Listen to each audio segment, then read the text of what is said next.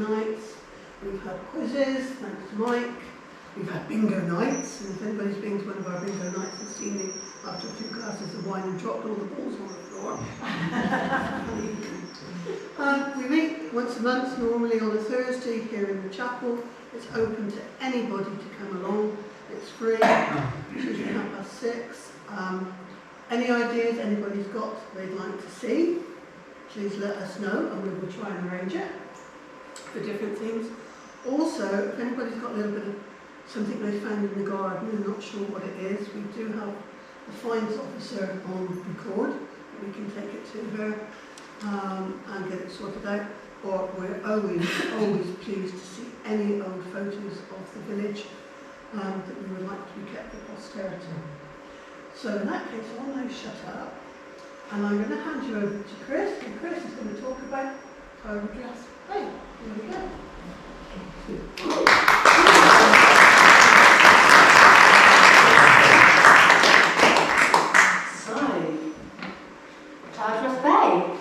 Something that I only discovered relatively recently, because I've only lived here 17 years.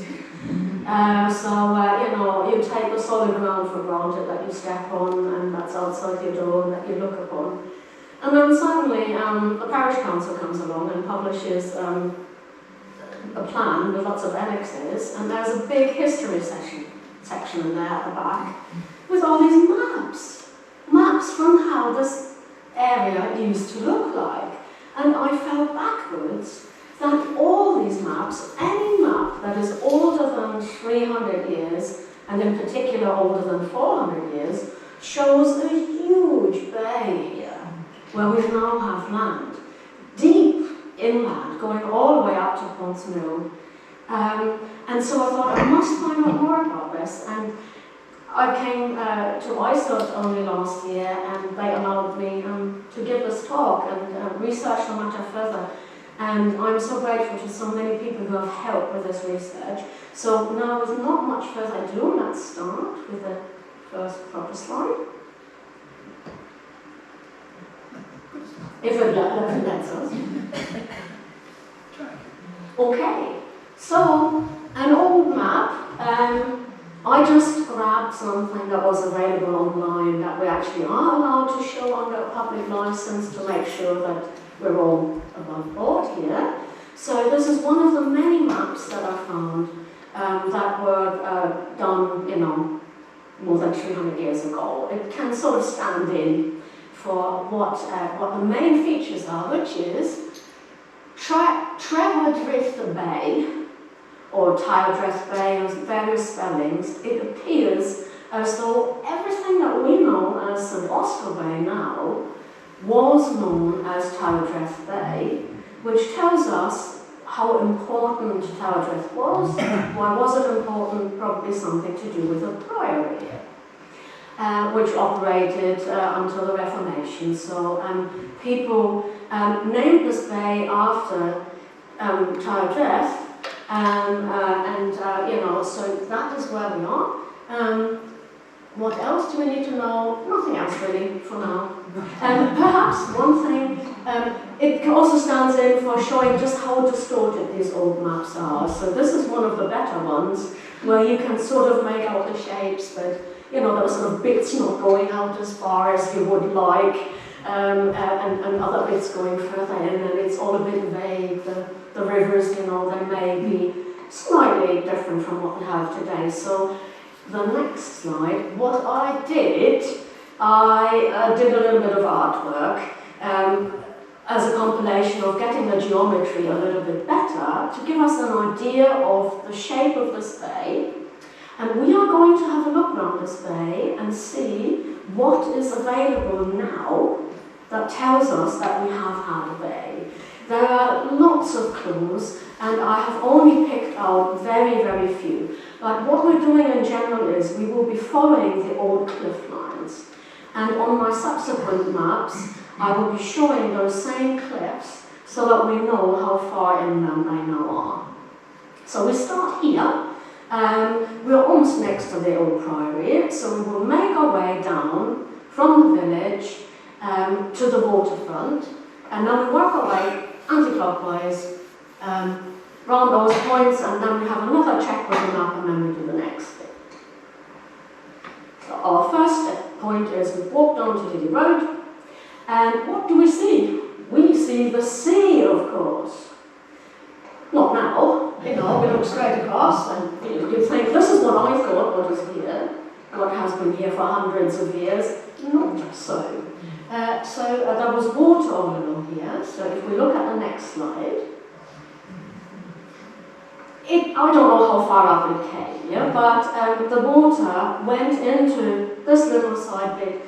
A wonderful publication called Par Excellence, which I have had the pleasure of having on loan from somebody, wrote a great deal about the ferryman's cottage and lots of other fantastic things, and we will refer back to it. Old Carmel Society have very kindly supplied some of the photos for this talk as well. It will be under the pictures, but I will not point them out individually now. We also have a photo from Friends of Palm Beach, from their archive. It's all on the slides, so but for now, let's just crack on. So we have a ferryman's cottage at the side. The side was, that bit of Eastcliff Road down here was known as Little Par. And the ferry ran across from Par. I don't know where exactly from Par, but Par as it was then. Harbour Road, Chris. What is? Harbour Road. Harbury Road. Went from the ferryman's cottage at the bottom of Tahiti Road over to what is the Bakers in Harbour Road and down to St. Lady Church. The pasty shop now? Yeah. Fantastic, thank you. So now we know. So that is a little bit set back from the sea as well. We will go round to that side. I haven't got a photo of that in particular, but we'll go round to that side as well. So if we crack on, please. Oh, we have lost the image.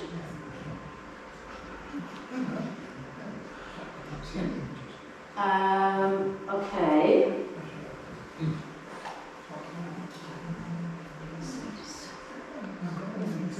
Okay, in that case, all right, can we go through the slides and I just talk papers through as quickly as we can? Because the stops are kind of important. And I will just tell you. So, you will have to imagine this. So we walk along the cliffs, East Cliff, and we come to the bridge that goes over the haven. That is leading into the duck pond. To the right, into the land, it lies Treesmill, up the stream. And that bridge has a plaque on, and that plaque that was on that photo, looking down into the stream, that plaque says that in 1301, one of the priory monks drowned. Elsewhere I read that actually 2 other people drowned as well, but it was the monk's death that prompted the monks to build that first bridge. And it was there until 1992, and it was replaced, but one slab has been kept, and that is the only official sign that we have that tells us that we had water all the way up to here. And you then walk along St Andrews Road, and all along St Andrews Road, so at the bottom of Kilhallen, we have a cliff as well. There are the houses, St Andrews Terraces, and then it goes along, gets very overgrown. When you come to Walter Bailey's, the cliffs are very visible, but I was only able to take a photo in the Dutchy Timber Yard 2 buildings along. That's open to the road. Unfortunately, we can't see this, but you will have to imagine this. We can wander around Kilhallen Hill all the way, and just make our way sort of past the cliffs, continue all the way to the junction at Tywardreath Highway. It's very obvious there are footpaths along it as well, so it's great fun following them. And then we are in a valley where all you have is a fairly steep slope coming down from Penpillick Hill, meeting a horizontal surface. And that horizontal surface very clearly is where the valley was, although it is a bit higher now than it was then. And then you come to Ponds Mill. And at Ponds Mill, so we have found, the workmen of Mr. Trefry, who wanted to link up his Penpillick mine with some watercourses. His workmen found 2 medieval bridges which are deemed to have been built by the monks who were running corn mills in that area. And those bridges were found 6 meters below the surface. And what's interesting is Common Archaeology Unit did some investigations very close to Constable at the edge of this former estuary, and they just drilled down until they hit something more solid. And they also found that at a depth of about 4 to 6 meters, marine-influenced sediments suddenly appeared. So everything that was above was sand and silt, which very clearly got washed in later. And that's a bit of a clue as to what happened to the bay, but to that later. But we know that the water level was there, and that would be roughly the same sea level as now as well. So the sea level has not changed much, and the sea did indeed go as far as Ponds Mill. We can just move on. Where is Tidal Hillfort gone? That one there. So I tried high and low to get a photo of Tidal or Priddock, so however you wish to pronounce it. Tidal Warren, Tidal Castle, it's an Iron Age hill fort. And it's so big and it's so high up on that hill, and there are so many trees now that it's impossible to get a good photo. But Wikipedia helped me.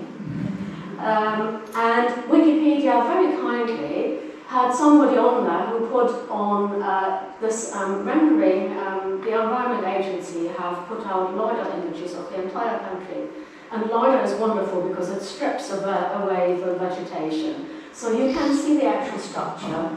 A formidable fort, which was put on as a promontory fort onto this hill, situated right next to the sea as it was then, overlooking the water's edge.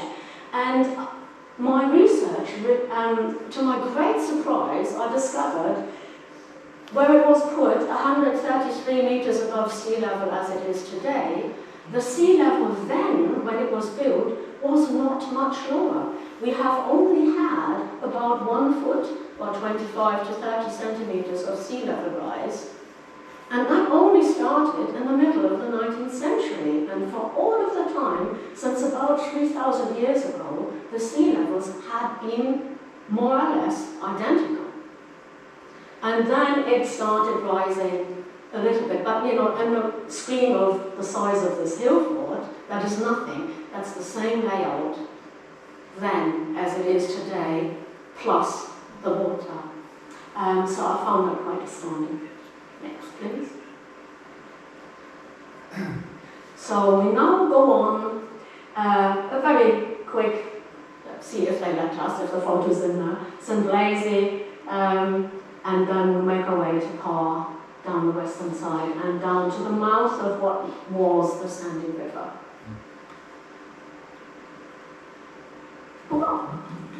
We have a photo. So we're looking across to Kilhallan here, on the other side. From St. Blaise, Tywardreath was the original name of St. Blaise, and it means the church on the sand. So just like Tywardreath, house on the strand, there were many place names around the former bay that have sand or strand in the original name. Another giveaway that indeed they were very close to the sea. And the first bridge, in a book about old bridges of Cornwall, of which I've kindly been given some pages to view, is a description that this person, Leland, travelled through St. Blaise and described in 1535 that he had observed this brand new stone bridge at St. Blaise.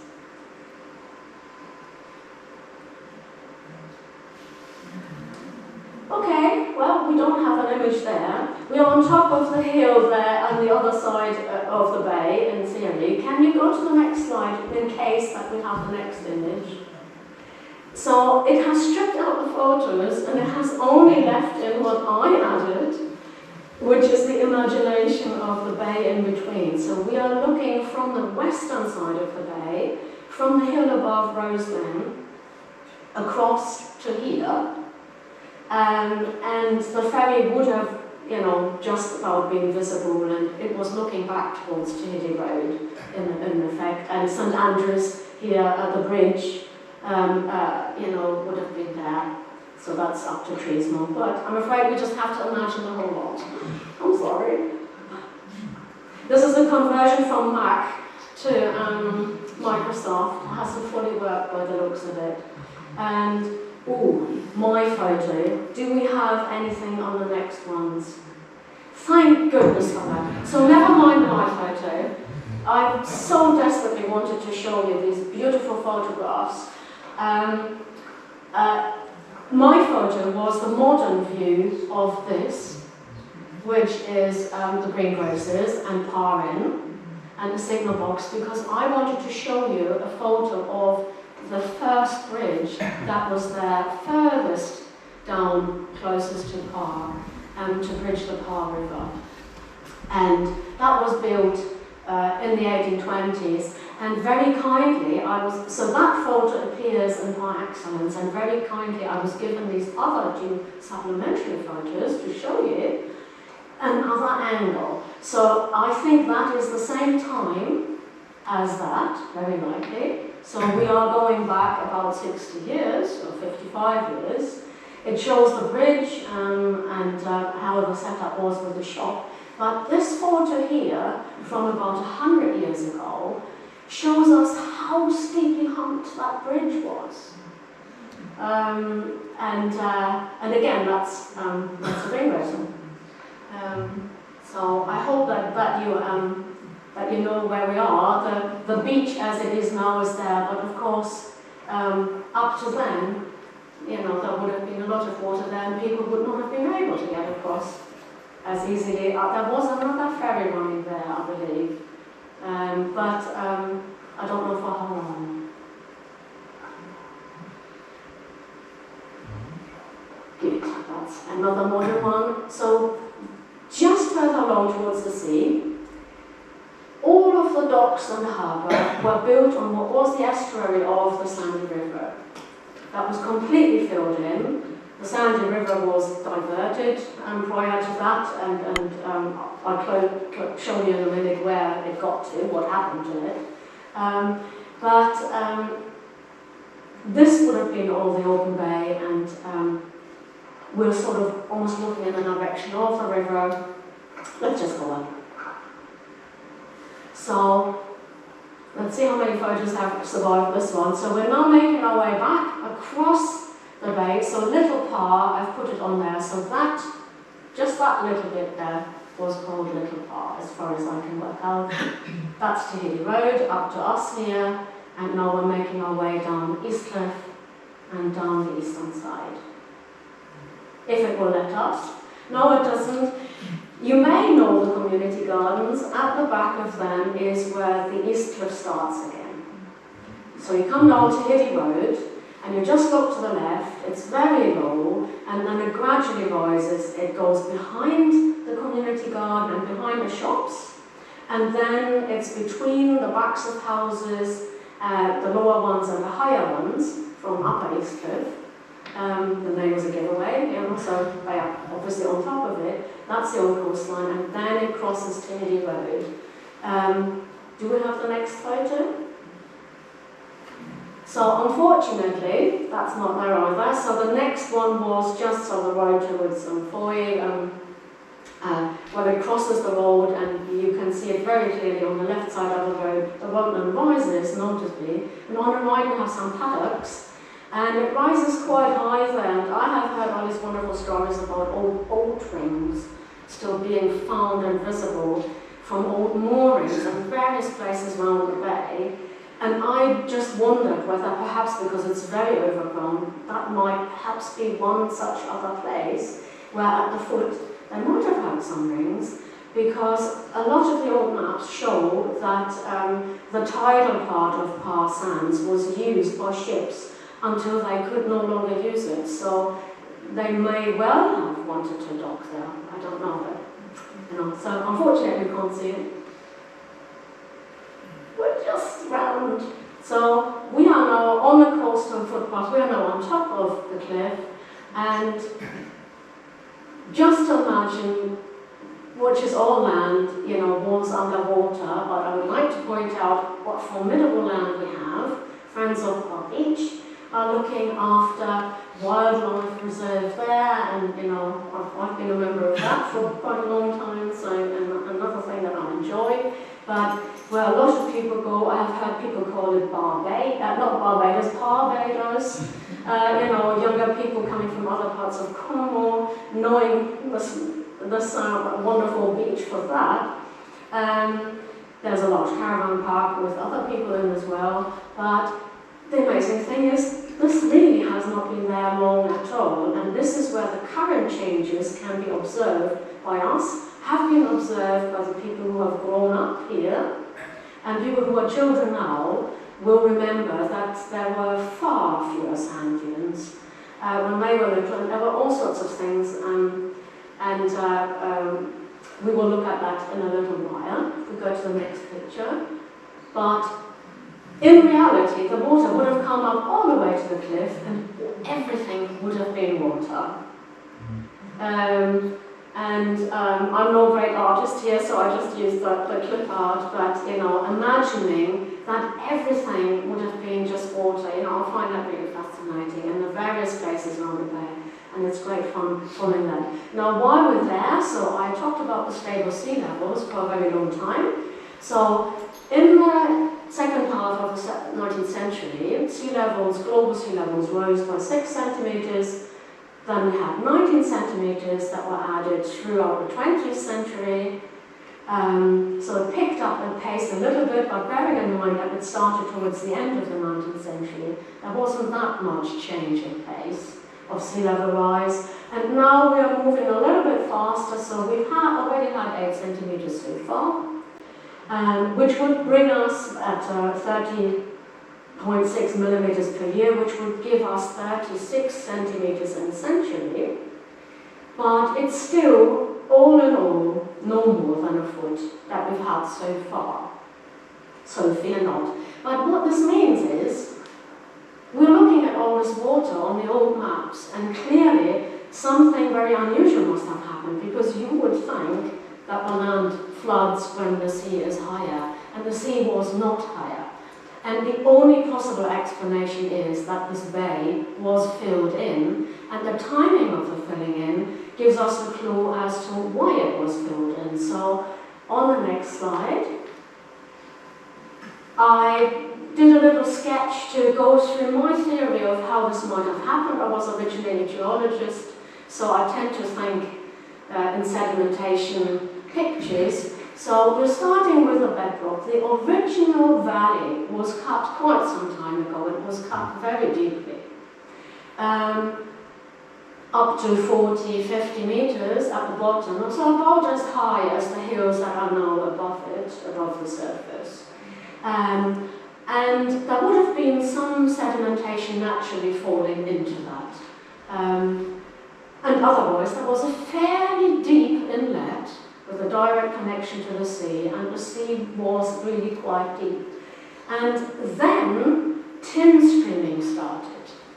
And the tin streaming dislocates all the loose debris quite freely into the rivers. That is the technique. So whatever came via the rivers mainly came into the upper part of that inlet and started to fill it up from the top. So that is what happened at Portsmouth, and that is why we have those 6 metres at the edge. Let's not forget that's the edge. Towards the middle, up to 22 metres of what's probably mine spoil from the tin streaming was found in the boreholes. So, you know, quite a lot of that happened. And it's human activity. So humans started it, and then nature takes over and does this thing with it. So we've given it the materials, and then nature does what it normally does, and it puts it somewhere safe. Follows gravity. So it filled the bay, but then what really put the nail into the coffin of the bay was the china clay extraction. And the china clay extraction has a lot of spare surplus sand, and originally that all ended up in the Sandy River. So that was the real influx, and that's very close to the sea. So the sand then came into the bay from all directions. And people who are now living on Parr Green, their houses are built on sand. The top layer just about everywhere is sand. And if you're closer to the edge, then you have not quite as much sand, and you're closer to the older bay. And if you're in the middle, you have quite a lot of sand below you. And the river only just sort of runs on top of what that is now. So it's quite a formidable amount of material that has come into our bay here. Next, please.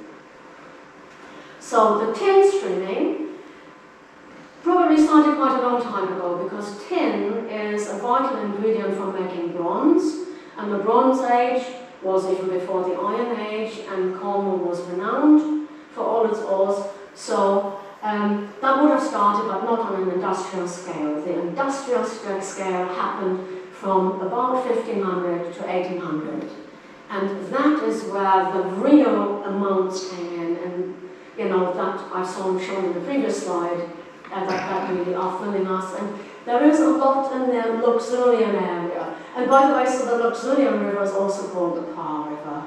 So that is actually the same stream. We can do the next one. So my next artistic impression, you know, not very artistic, other people can do this better. You know, about 200 years ago by then, all of the top of the bay has been filled in, so I've coloured it green. It would have been fairly flat as well, new land, and the cliffs are all still there, and it's pretty much like it is now in many ways. Yes, the river was navigable for a while, but not for very long.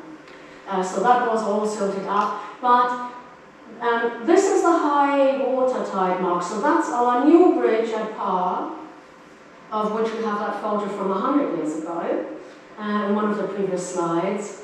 And all the sand is pumping down the Sandy River, and Mr. Tywardreath is not very happy. He has his copper mine up there. He wants to build Parr Harbour, and he really can't be doing with all this sand. So he decides, let's get rid of the river. And he decides, let's put it into Carline Bay. So Carline Bay is here, and up until that point, Carline Bay, Crynnes, everywhere along their spit, had no sandy beach whatsoever. It was a rocky beach. And he just dug a tunnel under what is now a golf course, cut off the river, and out it came here. And that's a modern day view. We can't see the mouth of the tunnel, whichever way we look at it, it's sort of round the corner, and when you stand in front of it, you've got the wrong angle. You can never get a photo of it. So I'm just looking down on Carline Beach. Carline Bay filled up in no time whatsoever. It really didn't take long. And if we look at the next image, please. What happened next was, so this is the general setup of our bay. We have an overall net transport of sediment that goes clockwise with the tide residues, and everything goes west to east along the northern part of the bay, and everything ends up in Parr Sands. And it gets dumped against the Griffin as well a little bit.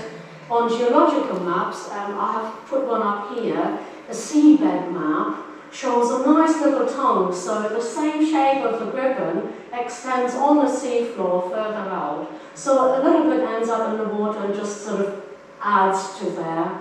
And that is what's keeping happening, so it has kept happening. It happened very fast, and Mr. Tywardreath discovered very quickly that he had to dredge his harbour very regularly because all that sand came round.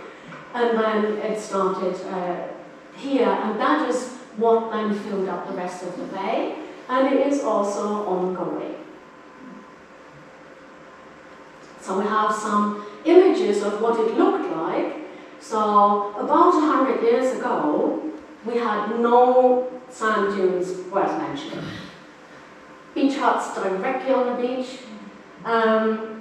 and it's almost unrecognizable. Very marshy backland. There was a rail line running where now the Imerus Road is. We can sort of only very vaguely see that road in the background, but very marshy in between. The western side had marshy areas and water for much longer, and the eastern side, all the sediment gets transported east. So the eastern side has always been growing a bit faster than the west, at a rate of about 2 meters on the eastern side, 2 meters every year added, and that is ongoing, and 1 meter to 1.5 meters on the western side, and that is also ongoing. Next one. This image, I'm not entirely sure when it is from, can be any time between 1920s and 1960s, a little bit higher up, but still no sand dunes worth mentioning of, but we have the start of the duck pond. We can just about make out where the Imerus Road would have been there. Next, please. And something that people remember here is there was a theatre dug into the sand where there's a play area behind the duck pond now. And they used to host all sorts of plays, and this is again from Par Excellence and Par O'Connor Society, and that must have been something that brought great joy to the people here for a very long time, and it must have gone on until after the war as well, because people still remember it. But I don't know when exactly that finished. So we have an aerial photograph from about 60 years ago, and we start to see a little bit of sand dune appearing. The huts are now a little bit inland. But that is just to give you a flavour. So the beach now is a lot further that way. And I love looking at how the campsite looked like. This is all very different from now. Can we continue? Have we missed something? I don't know. So my last artistic impression of roughly of how it is now, that is the current high water mark, so it goes a lot further towards the sea than elsewhere. Parsons, the low water mark, hasn't changed much, so Killyvada Rock is here, that's still the lowest point. We have all the beaches, Carline Bay, all the way up to Spit. We have the harbour. More urban areas have grown. The river has long been cut off, but Common Archaeology Unit have also drilled here, and all the sediments from the riverbed are still all there, including china clay from as long as it was allowed to run. And so on the next one, we have a fairly current aerial photograph. Common Council had commissioned this report, what is happening now, and it was found that between 2001 and 2007 there was still an annual growth that compares with what was there previously. So in their report they said there had been 150 meters overall progress over the course of the previous 100 years, and we are still seeing this progress. And the only thing that has changed since this aerial photograph and more seaward movement of the strand line is this old watercourse of the Par River is now running right along the harbour, and it's only there. So the next photo is just standing in that riverbed at low tide.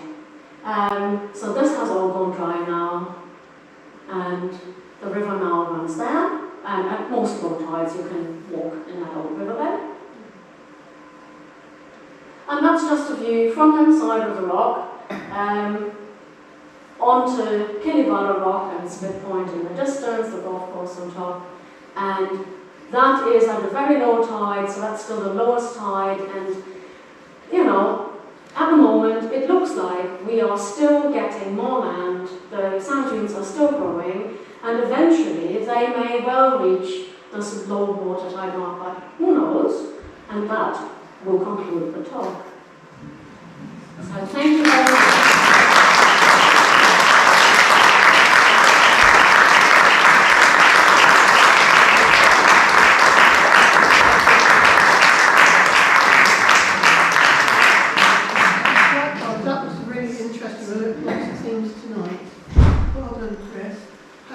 Anybody got any questions for Chris? I know there are some people in the audience, as little boys used to play in the 2 duck ponds. She said, looking at David at the back. Isn't that right? There were 2 duck ponds. Do you know that? No, I didn't know that. Where was the second one? Sorry, it just seems hard to believe that volume of sand can build up like that and fill this area. It's a hell of a volume. I wonder if we can get to a map. Hang on, just somewhere. Any map will do, but I wanted the old map really. Yeah, second one, that one there. So on the old map, this one doesn't show the humps, but so when you got St. Austell, somewhere over here.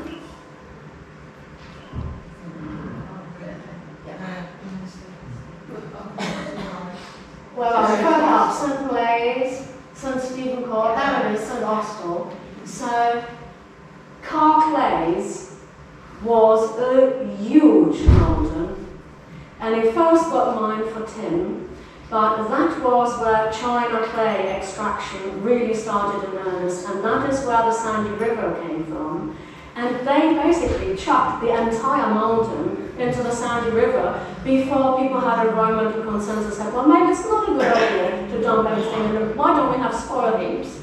And we still have massive mountains of spoil heaps now, but everything before ended up in the river. And it just so happens, from the way that river runs, that it all ended up right in the... It is unbelievable. The volumes, I would love to quantify those volumes. It is a fascinating amount, hard to imagine, hard to believe. It must have been quite a job keeping that harbour clean. Are there any more questions? Where was the bridge again that you went to Monk's Joining? Oh yeah, the Monk's Joining Bridge. So probably this string here, or maybe one at the side. So one at the top of the bay. It's just round the corner from here. So if you go over the Braille Bridge, so from the railway station, over the bridge to St. Andrew's Pond, but don't go to the pond, stay on the road. And the road bridge, there is a barely visible footpath sign to the other, pointing to the other side, but just before is this plaque. And that stream that crosses, that is where that poor monk drowned. And that must have been quite deep at that time as well, but not so deep that they couldn't try to cross on horseback. But it failed on that occasion. Are there any more questions? Yeah. Oh, At Palmyra, there's a place called Four Steps on the cliff. And ships used to come in there to the pub, or by the pub. And of course, they'd unload the limestone to the lake or and there's a chap that used to be his great grandfather was a cabin with a deck boat. And he's got 4 steps into the pub and do the business of the boat in the pub. And then same way. Amazing. That sounds wonderful, and that is close to where I thought, maybe in the undergrowth, there might still be some boats, some rings left for securing those ships. You know, I would love to know. Yes, Helen? Where you've got the big hairdressers, when you're coming back from Bar Docks, you've got big hairdressers on the end there. And if you go straight on, instead of turning right to where it's on, the house, there's one house that's got 3 steps up to its front door, and then you've got a row of cottages. In the 60s, there were mooring rings found in the fronts of those houses. Wouldn't surprise me at all, because the old maps actually showed that there was a tiny inlet naturally. But in the fronts of all of those houses in the 60s, they found mooring rings. Didn't the Rushdie family used to own Park Beach?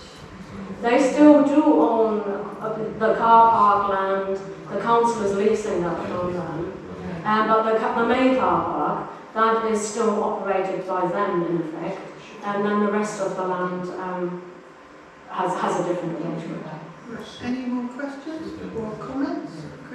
If you want to... St Andrew's Bridge, named after St Andrew's Priory, I guess. And St Andrew's Bridge is very close to Parr rail station. So you at that rail bridge where St Andrew's Road starts, at that corner, you go over the rail, and immediately on the other side, instead of going into what's now the nature reserve, you stay along the road, and the plaque is on that road bridge there. Right, okay, what we're going to